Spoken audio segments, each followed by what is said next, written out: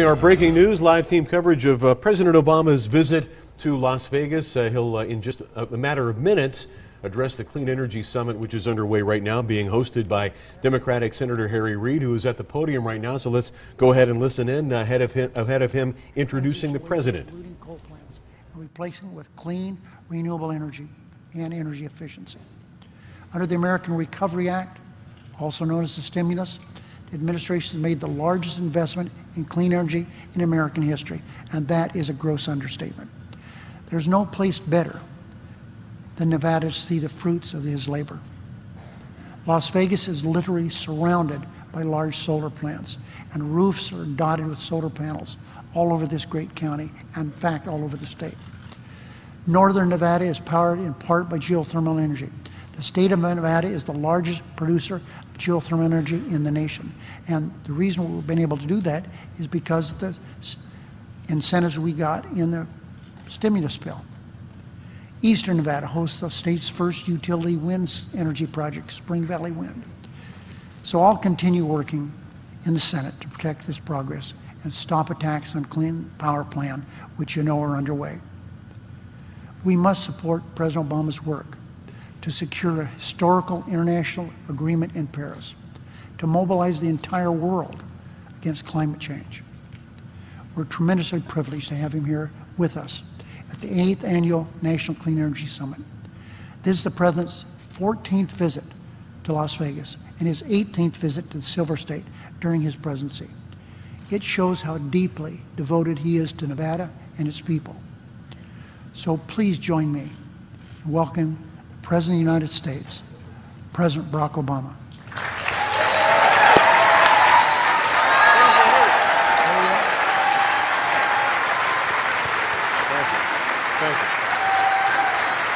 Thank you. Thank you, everybody. Thank you. Thank you so much. Thank you. Thank you. Thank you very much. Thank you, everybody. Please, please, have a seat. We're all about saving energy here. Sit down. Hello, Las Vegas. It's good to be back on the road after spending a little downtime with my family, recharging my own batteries, so to speak. And it is great to join you at this Clean Energy Summit to see the work that you're all doing on what I consider to be one of the most important issues, not just of our time, but of any time. I want to thank Mandalay Bay, MGM's chairman, Jim Murren, for hosting us today. I want to thank my dear friend, your outstanding senator, Harry Reid, for holding this summit and for keeping us focused on this challenge. I want to thank him, by the way, for his strong statement over the weekend in support of a deal that is going to make sure that Iran does not get a nuclear weapon, which is a top priority of my administration. And Harry's leadership matters. It sends a message that Congress should support this historic diplomatic breakthrough and not block it over the objections of most of the world. It reflects the best of American foreign policy. We don't rely on bluster or bravado. We focus on strong principled diplomacy that prevents Iran from obtaining a nuclear weapon and showing once again to the entire world what American leadership really means. Now, we're here today because we believe that no challenge poses a greater threat to our future than climate change. It's something that I've spoken at length about a few weeks ago. It's something that I'll speak about at length next week when I travel throughout Alaska. But we're also here because we hold another belief, and that is we are deeply optimistic about American ingenuity. We think we can do good and do well at the same time. We believe we have the power, the dynamism, the creativity to solve a big problem while keeping the engines of the American economy moving. 6.5 years ago, I took office after decades in which our addiction to fossil fuels and foreign oil perennially threatened our planet and our national security. And together we've begun to change that. A lot of people in this room working with us. Yes, we've become the world's #1 producer of oil and natural gas, but we've also become a major player in clean energy. And these advances have helped grow our economy and created a steady stream of well-paying jobs. They've also helped us reduce the dangerous emissions that contribute to climate change. And we've done it in 3 big ways. First of all, we're wasting less energy. We've set new fuel economy standards on cars and trucks, new efficiency standards on appliances like refrigerators and dishwashers. And these advances are already saving folks money at the pump. It's saving money on their electricity bills. And steps like these also mean that factories and businesses aren't just paying for energy, they're getting paid not to waste energy.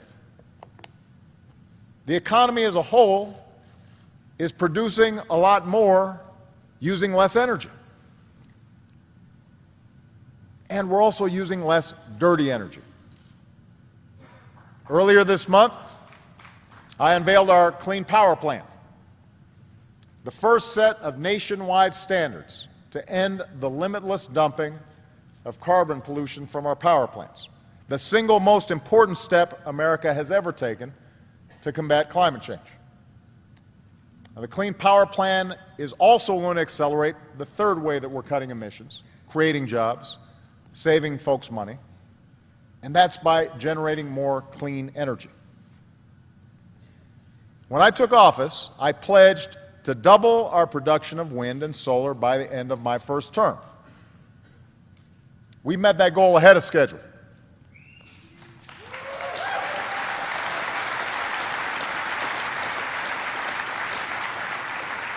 As Harry just mentioned, 6 years ago, the Recovery Act marked the single biggest investment in clean energy in our history. And by the way, what we did was not revolutionary. We did what the federal government has always done. We invested in promising new technologies to spur private sector investment and innovation all across the country. Today, there are thousands of renewable energy projects employing tens of thousands of Americans all across the country. Right here in Nevada, for example, renewable energy generation has increased 180% since I took office. Today, America is #1 in wind power, generating 3 times as much wind energy as we did in 2008.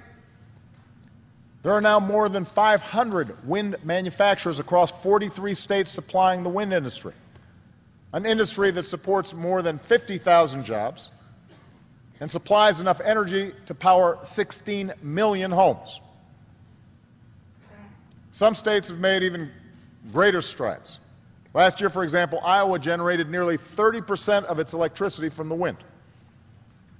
And if we keep investing in wind rather than making short-sighted cuts or chasing mindless austerity, wind could provide as much as 35% of America's electricity and supply renewable power in all 50 states by the year 2050.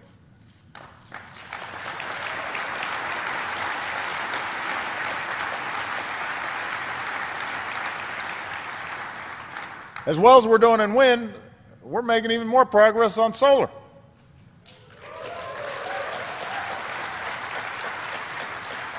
I notice you got a lot of sun around here.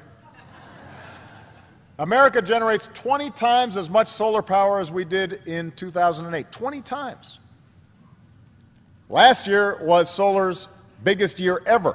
Prices fell by 10%, installations climbed by 30%. Every 3 minutes, another home or business in America goes solar. Every 3 weeks, we installed as much solar capacity as we did in all of 2008. And the world's largest solar installation came online last year, with 9 million solar panels generating enough electricity to power more than 100,000 homes with clean, renewable energy. Not in Germany, not in China, not in Saudi Arabia, right here in the United States of America.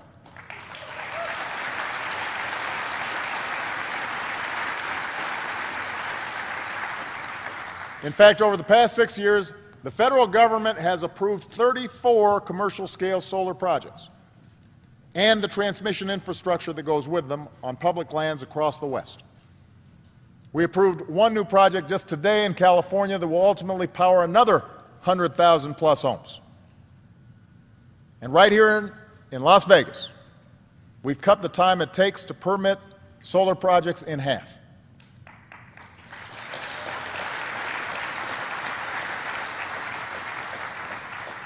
And one of the reasons we've done this is not just because it's good for the environment and good for the overall economy. It takes workers to install all this new capacity.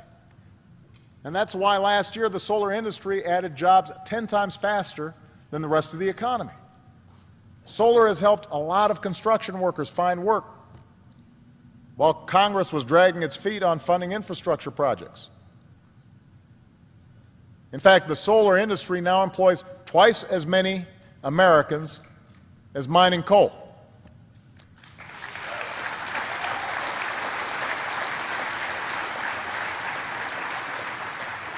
We're helping more veterans find work with our Solar Ready Vets program, with a goal of training 75,000 solar workers who have been veterans by 2020. That is a goal we can achieve.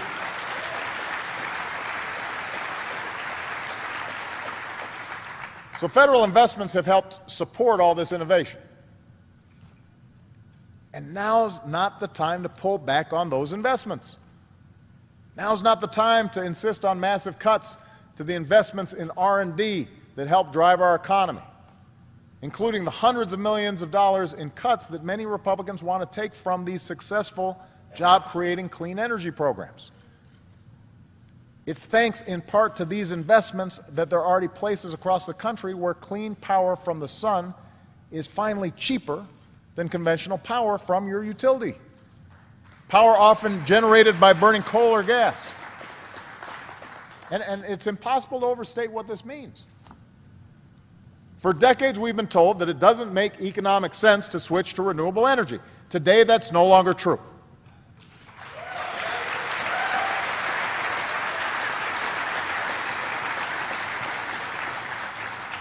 And you don't have to take my word for it. Many of our biggest businesses are backing up that fact. Walmart has the most installed on-site solar capacity of any company in America. They're not in the business of giving away money. Google is the largest corporate buyer of renewable energy in the world. Companies like Apple and Costco close behind. They're not doing this just out of altruism. They're doing it because it means big cost savings. And that can mean big things for local communities. Let's just give you one example. Google plans to retrofit the site of a retired coal plant in Alabama into a data hub run entirely on renewable energy. Recently, they created a new online tool that lets you plug in your address to see if solar power is the smart choice for you. So if you care about climate change, the very fact that companies realize clean energy and energy efficiency are not only cost-effective but cost-saving should give you a big jolt of hope. The point is, America's making incredible progress on this issue. And that's one of the reasons why I recently committed this country to getting 20% of our energy from renewables beyond hydroelectric power by 2030.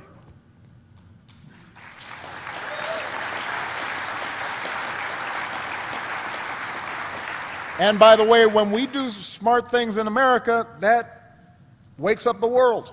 So Brazil's president joined me for that announcement, committed her country to the same goal. But to meet that goal, we have to triple where we are today. So I'm here to give you hope, but not complacency.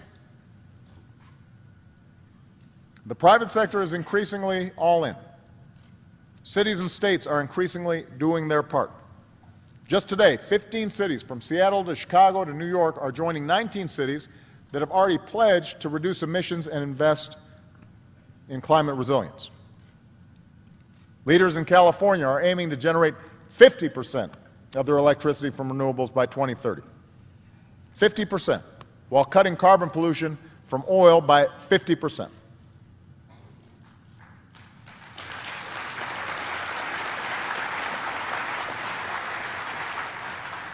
And as long as I'm president, the federal government is going to do its part beyond the investments that we've already made to promote this issue. So last month we announced a new initiative to make it easier for businesses and low-income households to install low-cost solar. Today we're announcing new public and private sector commitments that will add new solar capacity on more than 40 military bases. And that's an investment that will create jobs, save taxpayer dollars, and reduce emissions. The Department of Energy is announcing a new push to deploy innovative distributed energy resources like microgrids or rooftop solar with battery storage, and will offer loan guarantees for projects like these. And we're going to make it even easier for individual homeowners to put solar panels on the roof with no upfront cost. So specifically, we're going to take steps to expand the use of a tool we call PACE, which helps you pay for solar panels through the future savings on your energy bills.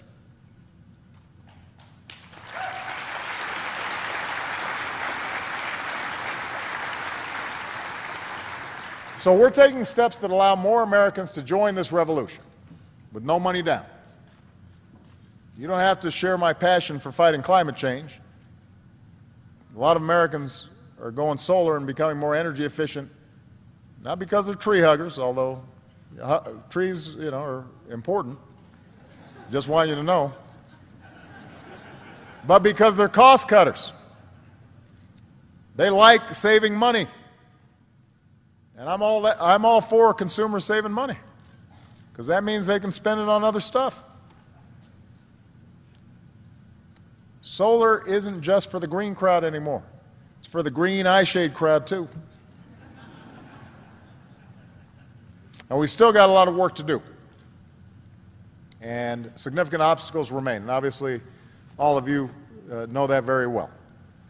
For all the promise of solar, it's still a small share of our energy mix, less than 1%. Wind makes up almost 5%. But here's the thing. Solar made up almost 1/3 of all new generating capacity last year. Wind power made up another 20%. So we see the trend lines. We see where technology is taking us. We see where consumers want to go. And that, let's be honest, has some big fossil fuel interests pretty nervous, to the point where they're trying to fight renewable energy. Now, it's one thing if you're consistent in being free market. It's another thing when you're free market until it's solar that's working and people want to buy, and suddenly you're not for it anymore. That's a problem. There's a big shift going underway that goes beyond simply putting solar panels on your home. Yes, the number of homes with rooftop solar has grown from fewer than 20,000 to about 600,000 over the past decade or so. More than 80% of that capacity was added in the past 4 years.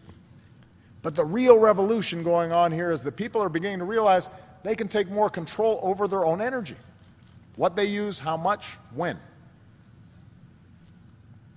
For decades, our energy system basically worked one way. Utilities generated power, usually by burning fossil fuels. They ran lines into the home or business. We paid for it. It wasn't a real exciting business. There wasn't a lot of innovation. We didn't think about it much in our daily lives until the energy bill came in the mail. And the economy grew under that model at a time when we were less worried about dependence on foreign fuels, and at a time when we were less conscious about the impacts it was having on the environment. But in just a few short years, that's begun to change in a profound way. 6 years ago, smart meters were pretty rare. Today, 60 million consumers have access to detailed information about how much energy we use, how we use it, when we use it. So we can use that information to change our habits. use energy more efficiently, save more money without a whole lot of sacrifice. We can control our thermostats from our smartphones. New appliances and smart devices can tell when energy prices are cheapest and do laundry or wash the dishes or charge our car at those times. We've got windows and building materials that can actually generate power. And we can even tell our utility company that we want our homes powered by renewable energy, or we can call up a contractor and put solar panels on our roof by the weekend, and that empowers us not only to generate affordable clean energy, but to store it in battery packs or sell it back to the grid. And that's power. That's the future. That's happening right now. It's an American energy revolution that's like evolving from the telegraph to the smartphone in less than a decade. It's happening fast. Now, the good news is some utilities recognize this. They see what's happening. They're adapting their business model to seize the opportunities of this emerging energy reality. And we have to lift up some of those success stories and the innovations that are taking place. So San Antonio's municipal utility is standing up its own rooftop solar program. Southern companies partnering with Nest and Tesla on power storage so we can use renewable energy better. Oklahoma Gas and Electric is empowering its customers to enroll in smart metering that uses electricity when it's cheaper, not when it's most expensive. But while change this fast presents new opportunities, it is invariably going to create resistance from some fossil fuel interests who want to protect the old, outdated status quo. And there are some legitimate issues around how does a new distributed system work, and folks have sunk costs, and how do we deal with those things, and those are important for us to address. But when you start seeing massive lobbying efforts backed by fossil fuel interests or conservative think tanks or the Koch brothers pushing for new laws to roll back renewable energy standards or prevent new clean energy businesses from succeeding, that's a problem. That's not the American way. That's not progress. That's not innovation. That's rent-seeking and trying to protect old ways of doing business and standing in the way of the future. I mean, think about this. Ordinarily, these are groups that tout themselves as champions of the free market. If you start talking to them about providing health care for folks who don't have health insurance, they're going crazy. This socialism, this is going to destroy America. But in this situation, they're trying to undermine competition in the marketplace and choke off consumer choice and threaten an industry that's churning out new jobs at a fast pace.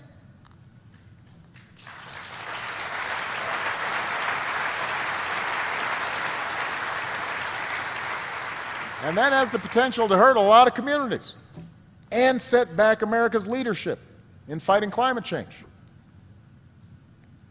They're even fighting to protect billions of dollars of taxpayer dollars in corporate welfare each year that's going to fossil fuel companies. Now, what's interesting is that their actions have conjured up some pretty strange bedfellows. In some states, we've got Green Party and Tea Party teaming up to protect our freedom to choose clean energy. It is rare that the Tea Party leaders and I are on the same side of an issue. I agree with them here.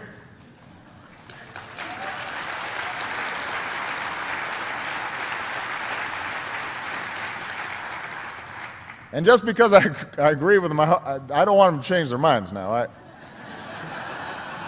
I promise there are all kinds of other things you can whoop me on. But this is important, and they are absolutely right on this fight. This is not and should not be a Republican versus Democratic issue. This should be an issue that can bring everybody together.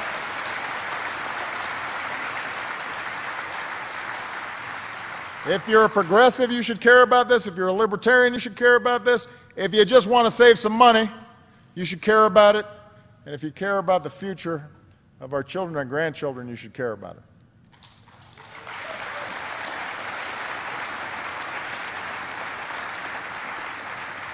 So here and across the country, this is about whether big polluters control the system or whether consumers have freedom to choose cleaner, cheaper, more efficient energy. Whether we protect old ways of doing business even when they're not efficient, or we dream up new business models that bring new technologies into our homes and businesses and new jobs into our communities. This is about the past versus the future. And America believes in the future. And to make that future a reality, we've got to have everybody. Utilities, entrepreneurs, workers, businesses, consumers, energy regulators, tree huggers, tea partiers. Everybody's got to seize the opportunities before us. There is something big happening in America right now. For the first time, we can actually see what our clean energy future looks like. And yes, the closer we get to this future, opposition will fight even harder to keep things the way they've been. Folks will get louder in some of that backlash. And they'll put out press releases suggesting that somehow this is bad for America. But we can't pay attention to that. Folks whose interests or ideologies run counter to where we need to go, we've got to be able to politely but firmly say, sorry, we're moving forward.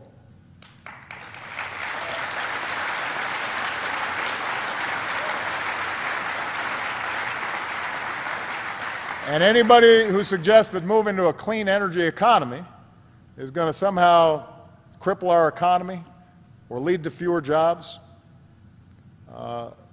if they hold up snowballs in February, if that somehow disproves decades of scientific data, if they suggest that we got to set our sights lower and do less or delay action because we can't figure this stuff out, I just want everybody to remember we've heard these arguments before. We have engaged in this debate many times before. It's taken different forms, but this is an age-old debate in America. It's a debate between the folks who say, no, we can't, and the folks who say, yes, we can. Because between those who fear the future and those who are eager to seize the future. And although sometimes there are some growing pains, America always comes down on the side of the future.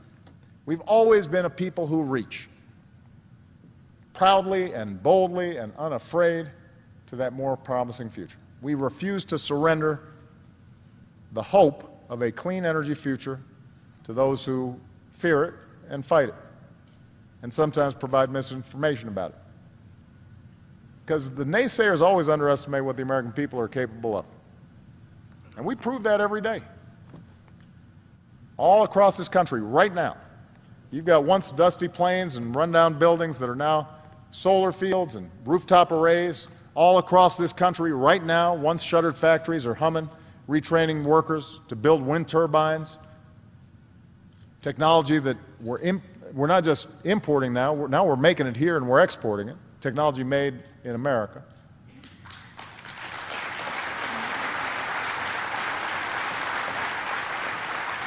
All across this country, once darkened plants are now full of rehired auto workers manufacturing some of the world's most energy efficient cars. Cars that make you proud to be an American. This generation of Americans is hammering into place the high-tech foundations of a clean energy age. It's the same people who first harnessed the power of the atom, the power of the sun. The same spirit of people who connected the continent by road and by rail, who connected the world through our science and our imaginations. The same people who set foot on the moon and put a rover on Mars and probes the farthest reaches of our solar system. That's what Americans do. We can do anything. And you guys are proving it every single day, and I'm going to be right there beside you. Congratulations. God bless you. God bless this country we love. Thank you. Thank you.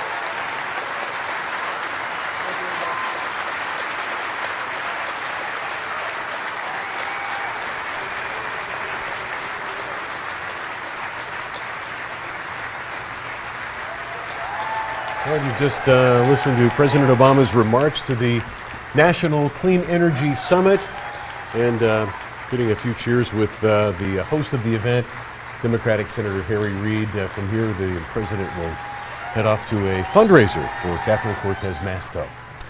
And we will have a complete wrap-up of tonight's speech coming up for you in about 20 minutes on Action News Live at 6. We'll see you then.